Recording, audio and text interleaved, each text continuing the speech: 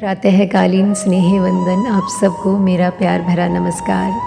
पुरानी कथा है कि अवंतिका नगर के बाहर क्षिप्रा नदी के पार एक महापंडित रहता था। उसकी ख्याति दूर दूर तक थी। वह रोज़ क्षिप्रा को पार करके नगर के एक बड़े सेठ को कथा सुनाने जाता था, धर्म कथा। एक दिन वह बहुत चौंका जब वह नाव से क्षिप्रा पार कर रहा था तो एक घड़ियाल ने सिर बाहर निकाला और कहा कि पंडित जी, मेरी भी उम्र हो गई है, मुझे भी कुछ ज्ञान आते जाते दे दिया करें, और मैं वह मुफ्त नहीं मांगता हूँ। और घड़ियाल ने अपने मुंह में दबा हुआ एक हीरों का हार दिखाया तो पंडित तो भूल गया जिस वणिक को कथा सुनाने जाता था। उसने कहा कि पहले तुझे सुनाएंगे। रोज़ पंडित घड़ियाल को कथा सुनाने लगा और रोज़ घड़ियाल उसे कभी हीरे, कभी मोती, कभी माणिक के हार देने लगा। कुछ दिन बाद घड़ियाल ने कहा कि पंडित जी, अब मेरी उम्र पूरी होने के करीब आ रही है, मुझे त्रिवेणी तक छोड़ आए। एक पूरा मटका भरकर हीरे जवाहरात दूंगा।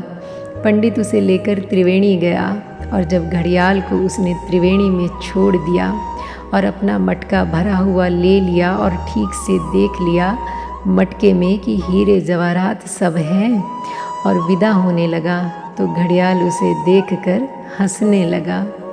उस पंडित ने पूछा कि हंसते हो, क्या कारण है? घड़ियाल बोला कि मैं कुछ ना कहूँगा, मनोहर नाम के धोबी के गधे से अवंतिका में पूछ लेना। पंडित को तो बहुत दुख हुआ, किसी और से पूछे, यही बड़ा दुख का कारण था।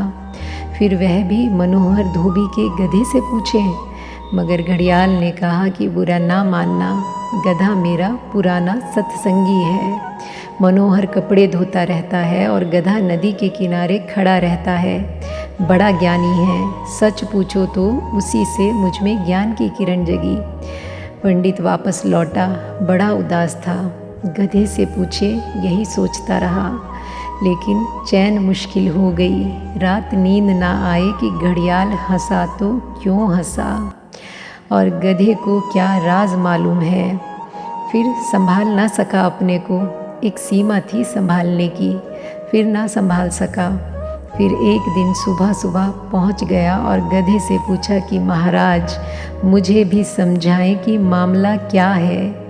घड़ियाल हंसा तो क्यों हंसा, और वह गधा भी हंसने लगा। उसने कहा कि सुनो, पिछले जन्म में मैं एक सम्राट का वज़ीर था।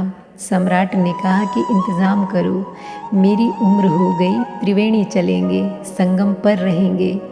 फिर त्रिवेणी का वातावरण ऐसा भाया सम्राट को कि उसने कहा कि हम वापस नहीं लौटेंगे, और मुझसे कहा कि तुम्हें रहना हो तो मेरे पास रह जाओ, और अगर वापस लौटना हो तो ये करोड़ मुद्राएं हैं सोने की, ले लो और वापस चले जाओ। मैंने करोड़ मुद्राएं स्वर्ण की ले ली और अवंतिका वापस आ गया, और इस जन्म में मैं गधा हुआ। इसी कारण, इसी वजह से घड़ियाल हंसा। कहानी बहुत अच्छी है, लेकिन बहुत हैं जिनका ज्ञान उन्हीं को मुक्त नहीं कर पाता। बहुत हैं ऐसे जिनके ज्ञान से उनके जीवन में कोई सुगंध नहीं आती। जानते हैं, जानते हुए भी जानने का कोई परिणाम नहीं है। शास्त्र से परिचित हैं, शब्दों के मालिक हैं, तर्क का श्रृंगार है उनके पास। विवाद में उन्हें हरा ना सकोगे, लेकिन जीवन में वे हारते चले जाते हैं। उनका खुद का जाना हुआ उनके जीवन में किसी काम नहीं आता। ज्ञान और ज्ञान में बड़ा भेद है। एक तो ज्ञान है जो बांझ होता है, जिसमें फल नहीं लगते, ना फूल लगते। एक ज्ञान है जिसमें मुक्ति के फल लगते हैं, सच्चिदानंद के फूल लगते हैं, फल लगते हैं, सुगंध उठती है समाधि की। जिस ज्ञान से समाधि की सुगंध ना उठे, उसे थोथा और व्यर्थ जानना। उससे जितनी जल्दी छुटकारा हो जाए उतना अच्छा, क्योंकि मुक्ति के मार्ग में वह बाधा बनेगा। मुक्ति के मार्ग में जो साधक नहीं है वही बाधक हो जाता है। धन भी इतनी बड़ी बाधा नहीं है जितनी बड़ी बाधा थोथा ज्ञान हो जाता है।